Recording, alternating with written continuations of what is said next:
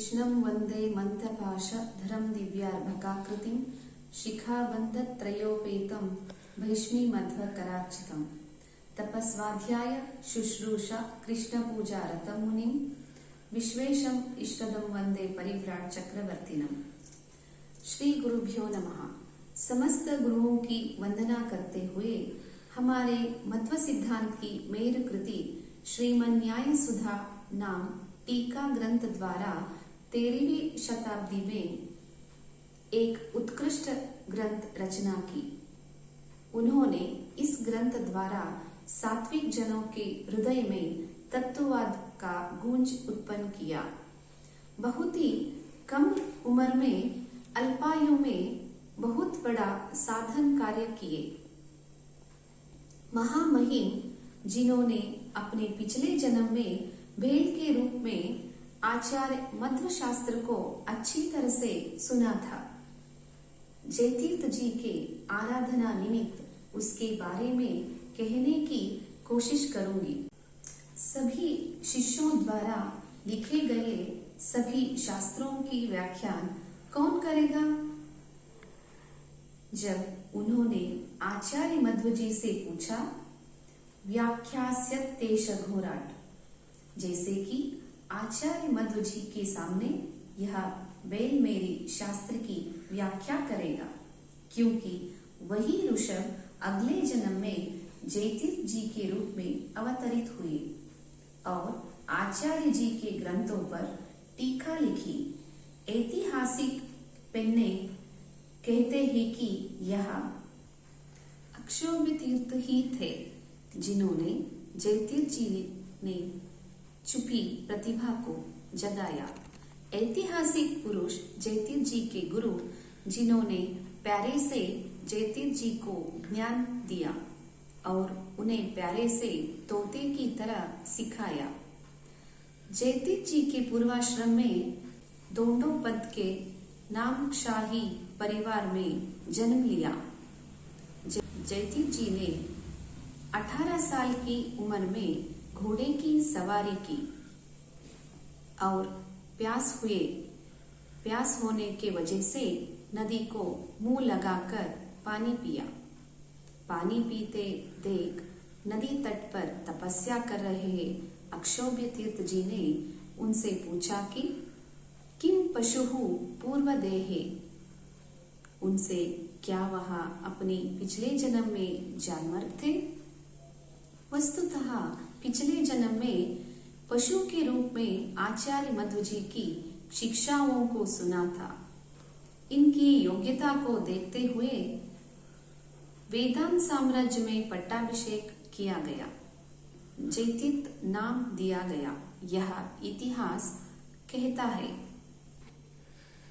विजयदास जी कहते हैं कि जयतीर्थ जी के नाम का एक एक अक्षर भी अर्थपूर्ण है। जयंदु नुडियलु जयशीलनागुव, ययंदु नुडियलु यमनंजुव, तीयंदु नुडियलु तिमिरपातक हानि, थयंदु नुडियलु तापत्रय परिहार। इस प्रकार अक्षोभ्य तीर्थ जी ने महान उपलब्ध के। पथ पर चल रहे जयतीर्थ जी को तोते की तरह शिक्षा दी। स्वयं जयतीर्थ जी ने यह कहा है, अक्षोभ्य तीर्थ गुरुणा शुकवत शिक्षितस्य मे वाचोभिरमृत प्रायैः प्रीयन्तां सततं बुधाः। छोटे राज्य के स्वामी जयतीर्थ जी ने ज्ञान का धन प्रचुर मात्रा में दिया है। जयतीर्थ जी को प्यारे से शिक्षा दी है। उन्होंने अपने ग्रंथ में कहा है कि मेरे प्यारे लोगों को अमृत प्रिय शब्दों से सज्जन को प्रसन्न करे। बल्कि उन्होंने कई शास्त्रों का भी अध्ययन किया है, इसलिए और ग्रंथों की रचना की है। इसलिए उनकी विद्या, प्रतिभा और ज्ञान कल्पनातीत है। आचार्य मध्व जी के विष्णु तत्व निर्णय का ग्रंथ के लिए भाष्य लिखा, उसके बारे में व्याख्यान भी की है। आनंद तीर्थ भगवद वचसां विशिष्ट व्याख्यान कर्मणि सुराह्यदि कारेणोत्र यन्मादृशोऽपि यतते तदतीव हास्यं किं नाम भक्ति भरितस्य विभूषणं तत्। भक्त के भगवत पाद भाष्य का अध्ययन करने वाले साधक भगवान का निरंतर सानिध्य में पाते हैं। ऐसी भाषा की व्याख्यान करने के लिए देवताओं समर्थ है। यद्यपि मेरे जैसे लोगों द्वारा किया गया यह प्रयास आश्चर्यजनक है। मेरा यह प्रयास भक्ति भरित लोगों के लिए विभूषण है, बल्कि ब्रह्मसूत्र भाष्य पर तत्व प्रकाशिका व्याख्यायित भी है। जिस प्रकार गंगा संगेन नैर्मल्यम रत्याभिर्लभ्यते यथा वाचो विशुद्धि सिद्ध्यर्थम संगम्यन्ते गुरोर्गिरः। जिस प्रकार गली का गंधा जल गंगा में मिल जाते हैं और वह जल पवित्र हो जाते हैं, उसी प्रकार मेरे वचन आपके वचन से जुड़ जाते हैं तो मेरे वचन पवित्र हो जाते हैं। आचार्य के प्रति श्रद्धा और आदर प्रकट होता है।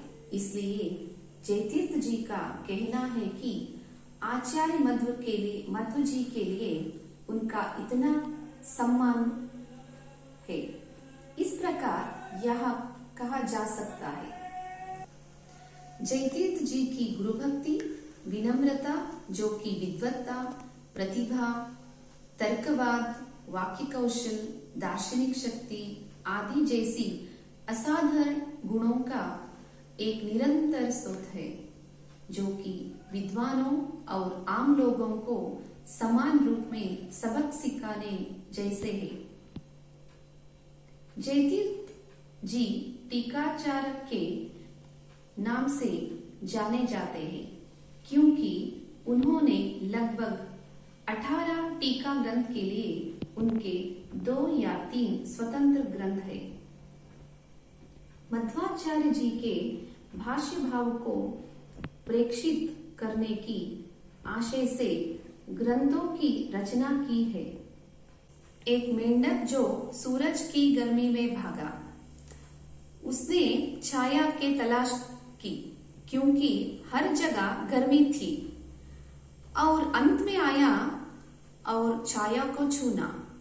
वे उस नकारात्मक विरासत से अवगत नहीं है, जो खुशी के अनुभव की पृष्ठभूमि के रूप में होती है। उस मेंढक की तरह वे क्षणिक सुख के लिए अपना विनाश स्वयं लाते हैं।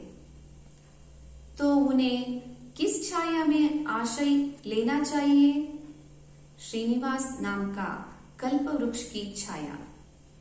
ब्रह्मचर्य का आदर्श दिखाया। आमतौर पर गौतम बुद्ध की ब्रह्मचर्य की प्रशंसा की जाती है, लेकिन जयतीर्थ जी का ब्रह्मचर्य गौतम बुद्ध जी के ब्रह्मचर्य सबसे बद्धतर है। जैसा कि वादिराज जी ने कहा, वैराग्य प्राप्ति करने वाले जो संसार के सबसे मोहभंग हो जाते हैं, भगवान कहे जाने वाले कल्पद्रुम छाये में शरण लेते हैं। इसलिए व्यक्तित्व सबसे प्रशंसनीय है, जैसा कि जयतीर्थ जी का विद्वत है। जयतीर्थ जी का अपने अवतार कार्य पूरा करने के बाद आषाढ़ कृष्ण पंचमी पर मड़खेड़ में वृंदावनस्थ के रूप में आज भी भक्तों को अभीष्ट प्रदान कर रहे हैं। उनकी आराधना महोत्सव के उपलक्ष्य में वाक शुद्धि के लिए मेरे 1-2 बातें कुसुम टीकाचार्य जी को समर्पित करना चाहती हूँ।